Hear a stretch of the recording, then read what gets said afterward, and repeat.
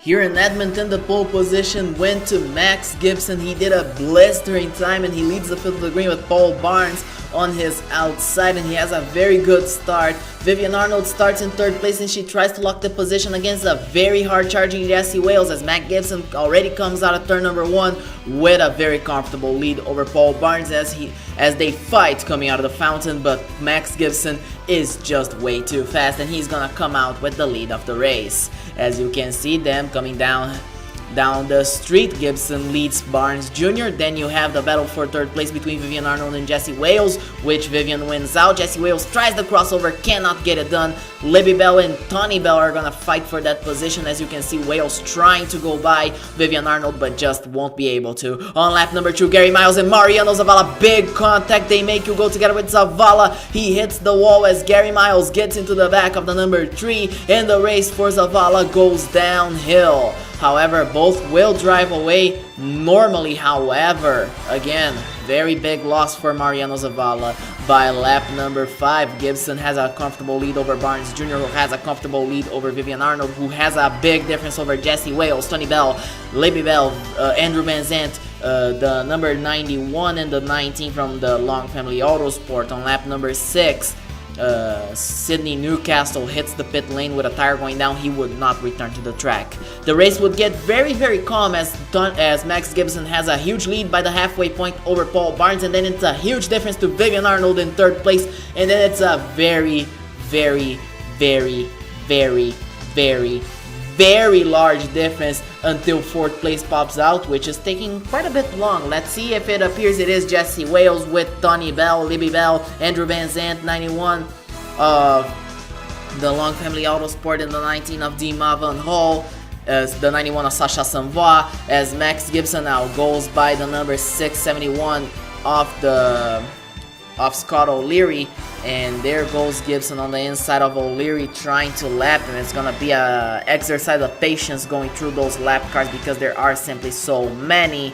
And there goes Gibson by, and in the meantime he now is the next lap car is Mariano Zavala. JJ Eastwood engine expires in the number 24 car on lap number 25. He is done for the afternoon, as by lap number 26, the 79 is already right on the back of the number 3 car. Paul Barnes Jr. continues to run in second place, trying to chase down Max Gibson. Vivian Arnold is just in a very lonely third place, just lapped the number 30 of Alan Castle. In the meantime, Tony Bell and Jesse Wales are gonna fight for the second position as they are right upon the 671 of Scott O'Leary coming into the fountain. Jesse Wales tries to retain the position, but here comes Tony Bell, the 3-time champion of AmeriCar Racing Series, trying to go through. This man knows this track like it is a tip of his finger. He goes by. Libby Bell now has a look at the number 12, and she's gonna make the move on him on lap number 33. Only 8 laps remaining here in Long Beach, and there goes Libby Bell fighting with the number 12. Jesse Wales trying to go through but can't quite get it through,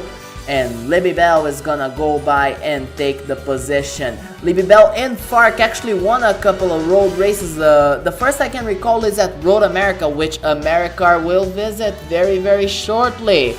In the meantime, Max Gibson continues to lead the way. However, he's being held up by that number 3 of Zavala, and it's not even him being held up, it's just that Zavala is so fast, he's effectively on pace with Max Gibson, and he can't just quite slow down to Gibson's liking, so Gibson has just chosen to stay behind the number 3. He's gonna try to make a move right there, but he loses control of the car, almost dumps it into the wall, and he's gonna have to sit behind the number 3 once again. In the meantime, Paul Barnes with only 6 laps to go, trying to go by, trying to catch the 79, but just can't quite get it done. He just can't catch Max Gibson. Nobody can catch him. Max Gibson has a very comfortable difference over the rest of the field.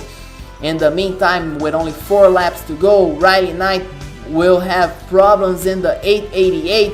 She blows up and will be done for the day, 4 laps away from an 18th place finish, which wasn't good either. So she loses a lot of points with this failure to finish the race as she stops right at the exit of the fountain. In the meantime, white flags in the air for Max Gibson. He has a comfortable lead over Paul Barnes Jr., who failed to capitalize on the fact Gibson refused to go by the number 3 of Zavala, who has been quite wide in these last few laps. However, very comfortable lead by Gibson as Paul Barnes tries in a last-ditch effort to catch up, won't be able to. Rounding out the final corner, coming to the front straight away, Max Gibson will win the first win of the year for that 2019. Defending series champion Max Gibson takes another one. Paul Barnes Jr. trails him right behind in second place. Vivian Arnold third. Tony Bell and Libby Bell close the top 5. Jesse Wales in 6th. Andrew Benzet in 7th. Dima Van Hall in 8th place. Brandon Ashcroft in 9th. And Hogan Dundee closes the top 10. The championship standings coming out of the 4th race of the year see Brandon Ashcroft leading Max Gibson and Paul Barnes Jr. by only 5 points each. Vivian Arnold 6 points behind. Tony Bell 14 points behind, closing the top 5. Hogan Dundee 15 points behind. Andrew Benzant 16. Riley Knight 17 points behind. Mariano Zavala and Libby Bell fall to 29 and 30 points behind. They're gonna have to work a lot to cover that difference up, as the next race will be the race at Edmonton City Center Airport. I will see you next time.